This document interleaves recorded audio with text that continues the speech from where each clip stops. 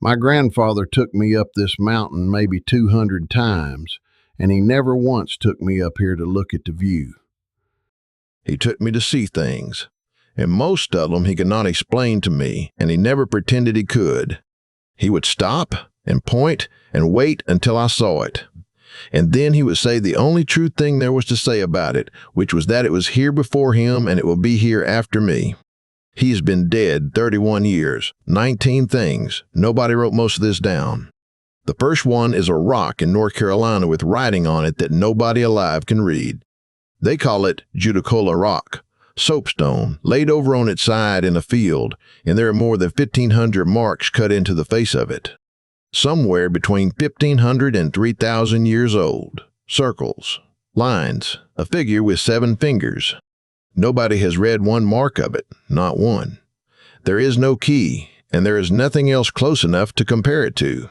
I stood in front of that rock when I was 19, and I have never gotten over it, because it is not decoration. Look at it and you can tell. That is writing. It was meant for somebody. It just was not meant for us. The Cherokee said it was made by Judicola, a giant who came down off the mountain and left his hand in the stone. They did not claim to have carved it. It was already old when they got here. Think about what that means for a second. The people who were here before us, who had been here for thousands of years, walked up on that rock and did not know who made it either. And the marks are going. Soapstone is soft. Every rain takes a little more of it, and they have had to bury the rock in sand some winters just to slow it down. Whatever it says, we are running out of time to be told. Second, there is a wall on top of a mountain in Georgia, and nobody knows who stacked it. Fort Mountain, 855 feet of pile rock running along the ridge, 4 feet high in places. It is not Cherokee. They said so themselves. They said the people who built it were here before them. Nobody has dated it. Nobody has found a village to go with it. There is no water up there. Whoever stacked those rocks carried them uphill for a reason nobody has been able to name in 200 years of trying. And it is not a straight wall. There are pits dug along it, spaced out, and the whole thing zigzags across the top of that ridge instead of running the short way. If it was a fort, it is a bad one. It does not enclose anything. You could walk around the end of it.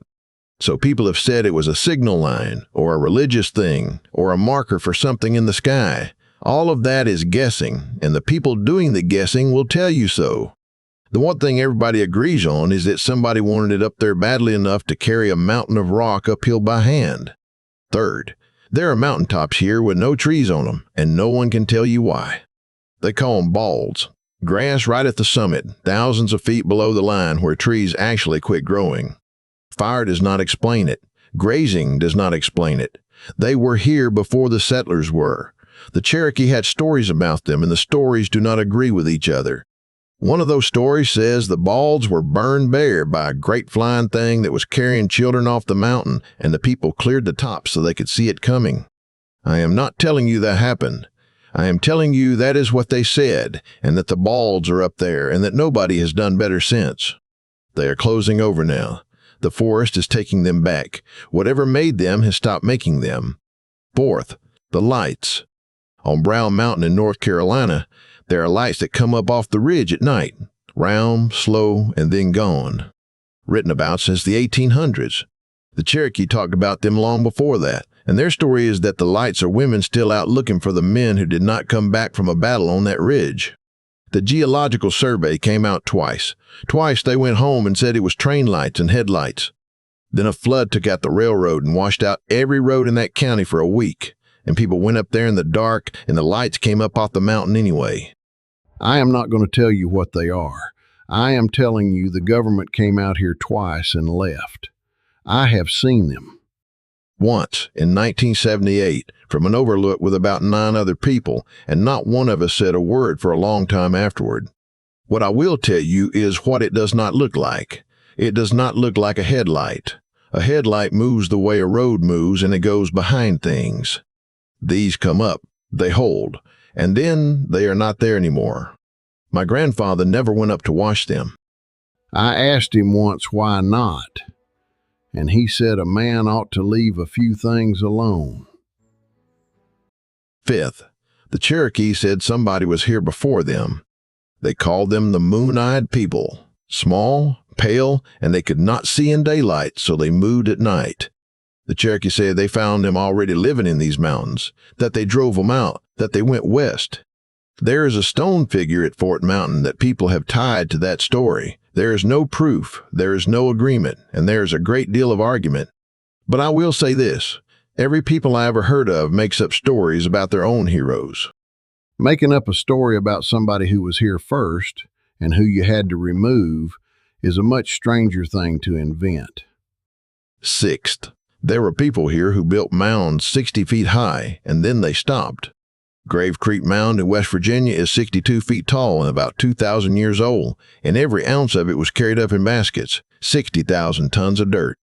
They traded across the continent, copper out of Lake Superior, shells from the Gulf, obsidian from the Yellowstone country, in these mountains 2,000 years ago. And then they quit.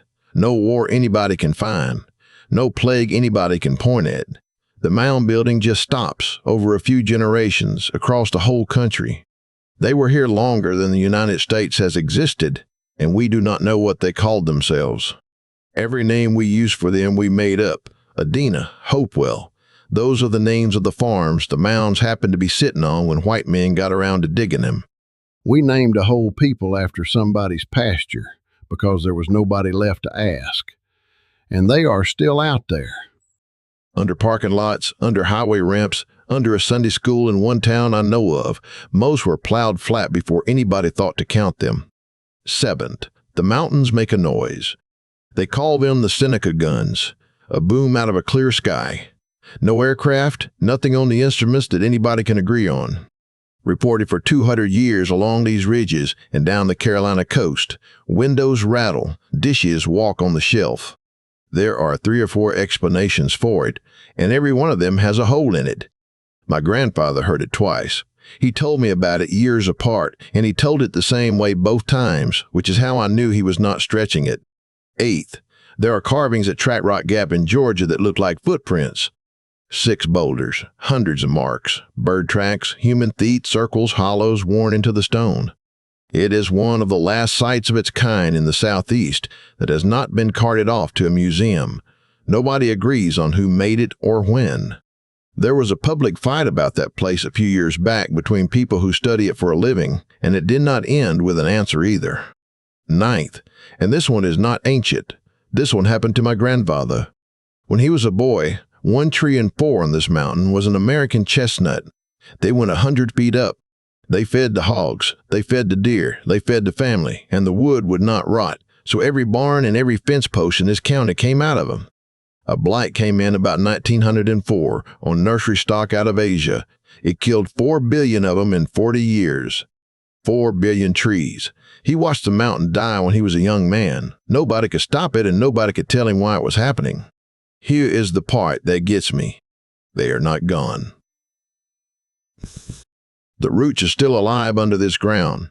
Every spring they send up shoots, and the shoots go 10 or 15 feet, and the blight finds them, and they die back. They've been doing that for 100 years. Coming up and dying over and over on a mountain that has not had a grown chestnut on it since before I was born. You could walk out there today and find one trying. 10th, there are pieces of the Ice Age still alive down in the gorges. When the glaciers came south, the cold brought plants with it. When the ice pulled back, most of them followed it north. Some did not. Down in the deep cuts where the water runs cold and the sun never really lands, there are plants growing that belong 1,000 miles north of here. 12,000 years they have been sitting in that cold pocket, waiting on a winter that is not coming back. 11th, every hollow on this mountain is its own world, and I can prove it to you with a salamander. There are more kinds of salamander in these mountains than anywhere else on earth. Not more salamanders, more kinds. Because a ridge is a wall. The ones up our branch cannot get over to the next branch, and given enough million years, they quit being the same animal.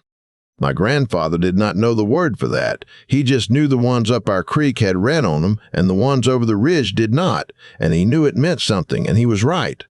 12th, every seam of coal in this ground is a forest that fell down and could not rot. 300 million years ago, this was swamp, and the trees came down and stacked up, and nothing had figured out how to eat them fast enough. So they pressed, layer on layer for millions of years until they turned into stone that burns. Split a piece of cold shell and look at the face of it. You will find a fern in there, not a picture of a fern. The fern. He put one in my hand when I was 9 years old and told me to hold something older than anything I would ever see. It is in a drawer in my kitchen right now. 13th. That blue haze on the ridges is the trees breathing. The Cherokee name for these mountains meant blue smoke. Every tourist who comes through here thinks it is fog. It is not fog. The forest puts millions of tons of a compound into the air, and it scatters the light, and the light comes back blue. You are not looking at weather. You are watching the mountain exhale. 14th. There's a river here older than the mountains it runs through. They named it the New River, which is the worst name anybody ever gave anything. Rivers go around mountains. This one goes straight through them, and it runs north. That happens exactly one way. The river was already here, and the mountains came up around it slow enough that the water never had to stop cutting. The river won. It has been winning since before there were trees. 15th. This rock is older than bones. Not older than people, older than bones. There was nothing walking this earth with a skeleton in it when this ground came up. 480 million years. Older than trees, which showed up 100 million years later. Older than the Atlantic Ocean, which had not opened yet. Older, most likely, than the rings around Saturn. 16th. They were as tall as the Himalayas. That sounds like an old man stretching a story. It is not. Peaks over 20,000 feet, right here. What you're looking at now is the stump. 500 million years of rain carried the rest of it into the sea, and everything we call a mountain here is only the part that would not go. 17th. The same mountain is in Scotland and in Morocco. Before there was an Atlantic Ocean, this was one range, running unbroken. When the continents pulled apart, it tore into 3 pieces. The Scottish Highlands are this rock. The Atlas Mountains in North Africa are this rock. A man standing in the highlands and a man standing on my porch are standing on the same mountain. The middle of it is under 2,000 miles of water. 18th. It is still coming up. Everybody knows these mountains are wearing down. Almost nobody knows they are also rising right now because when you take that much weight off a piece of the Earth's crust, it floats back up like a boat that got unloaded. Wearing down and standing up at the same time. 480 million years of it, and it has not finished. And the 19th is the only one he ever took me to on purpose. April. We were a long way from any road, nothing around us but timber, and he stopped and pointed at the ground. Daffodils. A line of them, blooming in the middle of the woods. He said somebody's mother planted those by her front door. There was no house. There had not been a house there in 70 years. But daffodils come back every spring forever, and so do the apple trees people set out, and if you know how to look, you will find the corner of a chimney under the leaves. Those woods are full of front yards. That is the one I think about at night. Everything else on this list is 400 million years old and made out of stone. It is the flowers that get me, because those were put in the ground by a woman who believed she was going to stay. 19 things. He showed me every one of them and explained maybe 4.